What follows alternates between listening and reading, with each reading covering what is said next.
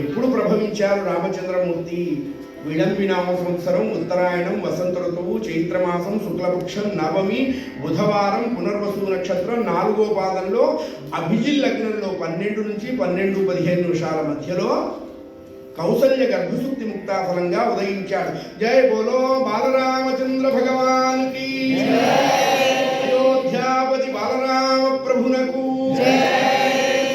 24వ యుగంలో ఆయన పుడితే 500 సంవత్సరాల తర్వాత అయోధ్యలో మనం దర్శనం చేస్తున్నాం. అది మన అదృష్టం.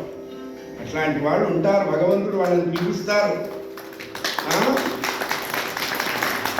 వాళ్ళ వల్లే లోకం నడపబడుతుందండి. ఓ ఇంటర్వ్యూకి వెళితే ఇంటర్వ్యూలో క్వశ్చన్ వేశారట ఆ జడ్జెస్, ఆర్ఎస్ఎస్ వల్ల దేశానికి ఉపయోగం ఏమిటి అని అడిగారట. వాళ్ళు ఉండబట్టి ఈ ఎగ్జామినేషన్ పేపర్ తెలుగులో వచ్చింది, లేకపోతే ఉర్దూలో వచ్చేది.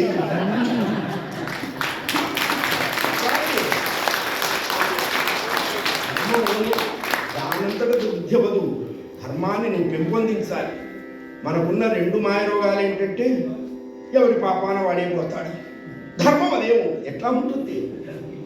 కుండలో కూడుందే, పొద్దున వండిన అరగంటకి కుండ ఖాళీ అయింది. కుండలో కూడు ఖాళీ అయితే ధర్మం ఎట్లా ఉంటుంది? ధర్మాన్ని నువ్వు ఆచరిస్తూ ధర్మాన్ని రక్షించే ప్రయత్నం చేయాలి. నువ్వు ఆచరిస్తేనే ధర్మం నిన్ను రక్షిస్తుంది.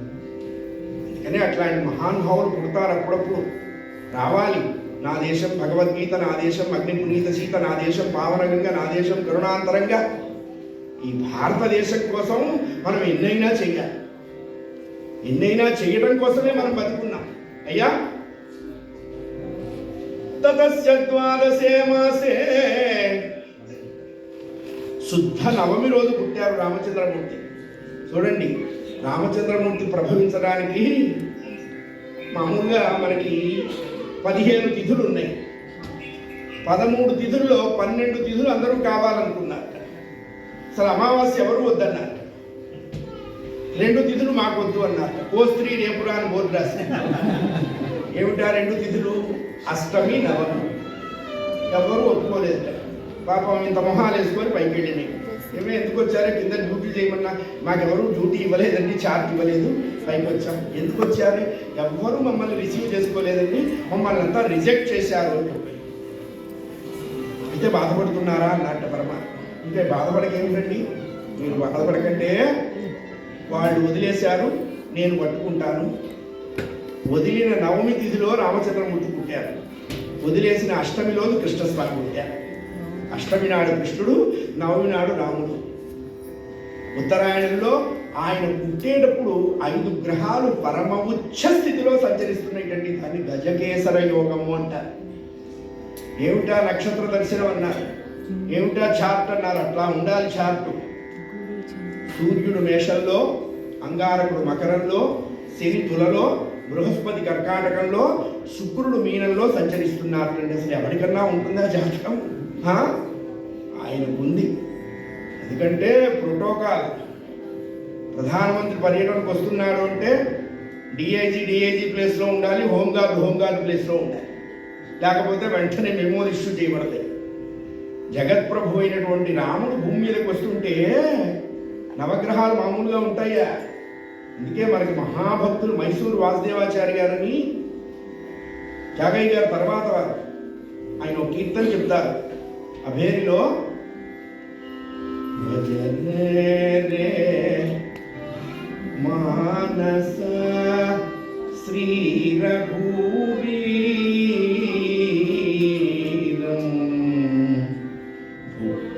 భుక్తిమూర్తి ప్రదం వాసుదేవం హరి రుజిన విదూరం విశ్వజాతం రుజిన విదూరం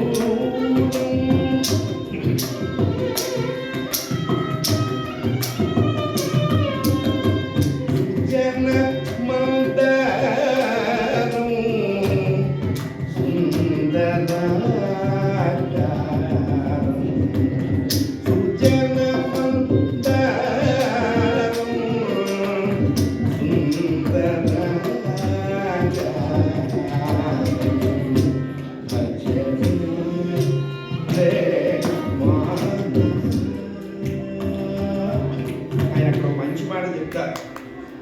ఎవరికైనా గ్రహాలు బాగాలేదు, గ్రహాలు ఏడిపిస్తున్నాయి, మనకు అనుమానంగా శని పట్టాడు, రాహు తిరుగుతున్నాడు, వాళ్ళు బట్టేంత గొప్ప స్టేచర్ మనది కాదు, ముందర తెలుసుకోవాలి.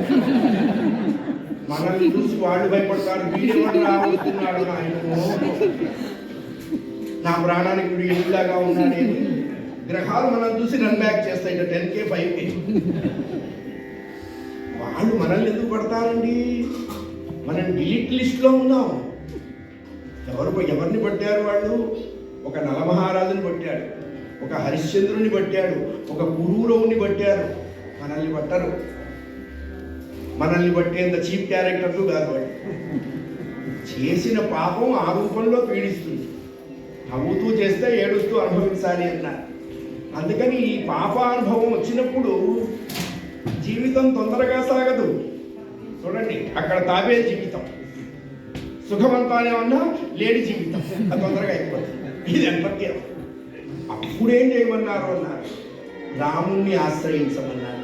ఎప్పుడు ఆశ్రయించండిరా, మరీ కొండల మీద పడుతున్నప్పుడు ఇంకొంచెం దగ్గరగా పోతే ఏమవుతుంది అన్నారు. రవి శశి కుజ బుధ గురు శుక్ర శనేశ్వర రాహు కేతు నేతరం రాజకుమారం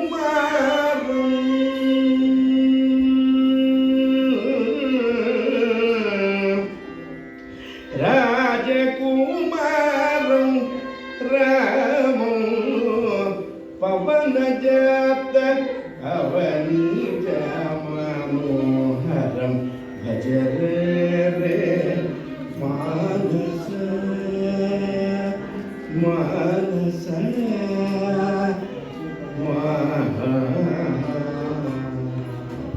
రాజా రామచంద్ర భగవానికి ఒక పిల్లవాడు పుట్టాడు. నక్షత్రము తిథి రెండు మారిని సుమిత్ర కవలల్ని ప్రసవించింది. చైత్రశుద్ధ నవమి రోజు ఇద్దరు పుట్టారు, దశమి రోజు ఇద్దరు పుట్టారు. నవమి నాడు పుట్టినవాడు రామ భరతులు, దశమి నాడు పుట్టినవారు లక్ష్మణ శత్రుసూదనులు. మనకి ఈ లైన్లో రామ లక్ష్మణ భర్తి తప్పు. రామ భరత లక్ష్మణ శత్రుసూదనులు. 10 రోజుల పురుడు వెళ్ళిపోయింది. శతముగాని అక్షతలు స్వీకరించి 3 భార్యలతో 4 పిల్లలతో బాలసార పీఠల మీద కూర్చున్నాడు దశరథ చక్రవర్తి. అక్షతలు పట్టుకున్నాడు ఆయన. మనం అక్షింతలు అంటుంటాం, రోజు మనకి పడేవే. చెప్పుకోవడం ఎందుకు? అక్షింతలు అనకూడదు, అక్షతలు అనాలి. అక్షింతలు అంటే మీరు వేసేవి, వాళ్ళు వేసేవి, మీరిద్దరు ఒకళ్ళు వేసుకుంటుండగా చూసిన వాళ్ళకి వేసేవి, ఇవన్నీ అక్షింతలు. అక్షతలు అన్నారు. ఆ అక్షతలు తీసుకొని దశరథుడి ఒళ్ళో ఉన్నాడు రామచంద్రమూర్తి. ఆ పిల్లవాడి శిరస్సులో 2 అక్షతలు అలా ముట్టించి, జ్యేష్ఠం రామం మహాత్మానం రమంతే సర్వజనాః గుణైః ఇతి రామః రమయతీతి రామః. ఓం నమో నారాయణాయలో రకారాన్ని, ఓం నమ శివాయలో మకారాన్ని కలిపి రామాని నామకరణం చేశారు.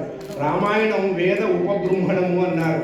వేదం చదవలేదండి బాధపడేవాడు బాధపడక్కర్లా, రామాయణం చదివితే వేదం చదివినట్టే. రాముడు అంటే శివ విష్ణు అభిన్న స్వరూపమే రామచంద్రమూర్తి. జానామి తమ నామ రుచిన్మహేష అని చెప్పారు. రామనామం పరమేశ్వరుడికి తెలుసు, శివనామం రాముడికే తెలుసు. మోదకర నిగమోత్తమ మోదకర నిగమోత్తమ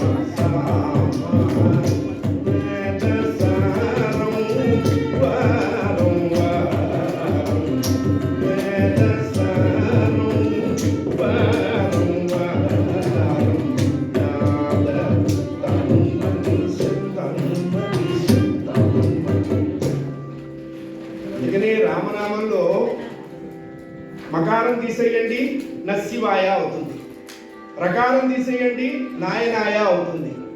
ఒకటి శక్తి, రెండవది అగ్ని బీజం. శక్తి అగ్ని బీజముల కలయికే రామ.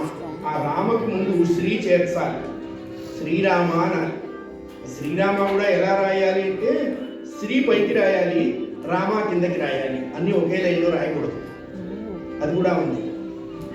నాకు శ్రీ వద్దు రాముడే కావాలి అంటే శూర్పణఖ అవుతాం, నాకు రాముడు వద్దు శ్రీ కావాలి అంటే రావణాసురుడు అవుతాం. సీతారాములు ఇద్దరు కావాలనుకుంటే ఎవరవుతారు? ఏమండి చక్కగా వినప్పుడు నాకు కొంచెం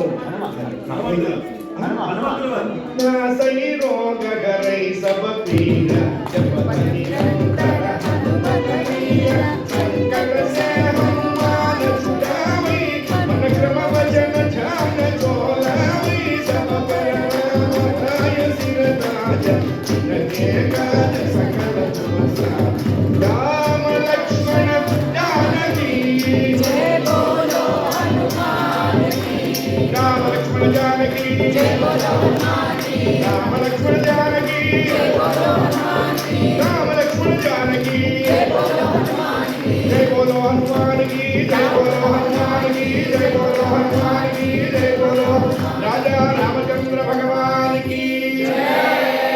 ఇంకా కాఫీలే తాగుతున్న వాళ్ళకి, ఉప్పు కట్టేయకుండా ఉన్న వాళ్ళకి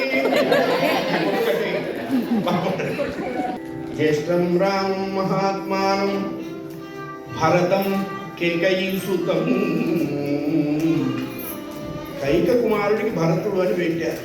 ఎందుకలా పెట్టారు అన్నారు, భక్తి సంభరితుడు భరతుడు. మనకి నలుగురు అన్నదమ్ములు చూస్తాం రామాయణంలో.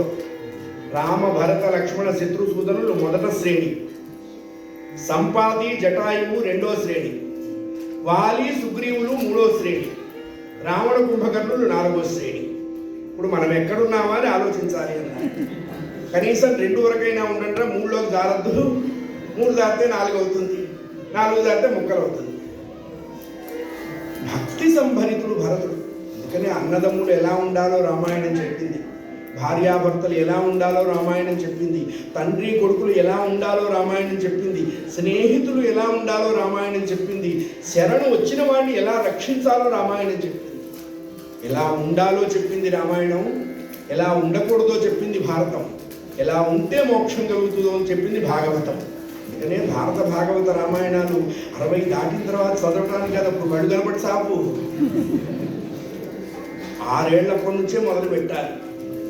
6 ఏళ్లప్పటి నుంచి మొదలు పెడితే ఒక వివేకానందుడో, ఒక రమణ మహర్షో, ఒక రామకృష్ణ పరమహంసో, ఒక శంకర భగవత్పాదుల వారు, ఒక భారతీ తీర్థ మహాస్వామి వంటి వారు కొడతారు. అందుకనే భారత భాగవత రామాయణాలు ఈ జాతికి ఏదో కాలక్షేప గ్రంథాలు కాదు, జాతి దశ దిశను మార్చేటువంటి కరదీపికలు అని చెప్తారు. అయ్యా మూడో పిల్లవాడి పేరు సౌమిత్రినానే శత్రుఘ్నమవరంతదా రామకథా సుధా. చాగయ్య గారు చెప్పారు, ఇందాక ఎవరో జ్ఞానముసగరాదా పాడారు, చాలా బాగా పాడారు అమ్మా. వాళ్ళని చూసి ఇప్పుడు నేను కూడా పాడుతున్నాను. రామకథా సుధా. పెద్దవాడి పేరు రాముడు, రెండో వాడి పేరు భరతుడు, మూడో వాడు అన్నని సేవించడమే లక్షణముగా కలిగి పుట్టినవాడు కాబట్టి లక్ష్మణుడు అన్నారు. 4వ వాడిని శత్రుసూదనుడు అన్నారు. ఈయన ఎక్కడా యుద్ధం చేసిన అసలు పోతే లేదు. ఏ యుద్ధం చేయని వాడికి పరమవీర చక్రం ఎట్లా ఇచ్చారండి? బాగుందా? అప్పుడు కూడా ఏమన్నా ఆమ్యామ్యా సంప్రదాయాలు ఏమన్నా? ఇప్పుడు చాలా యూనివర్సిటీలు 3 లక్షలు ఇచ్చేస్తే డాక్టర్ రేట్లు ఇచ్చేస్తున్నారు. డాక్టర్ రేట్లు, రేట్ని బట్టి డాక్టర్.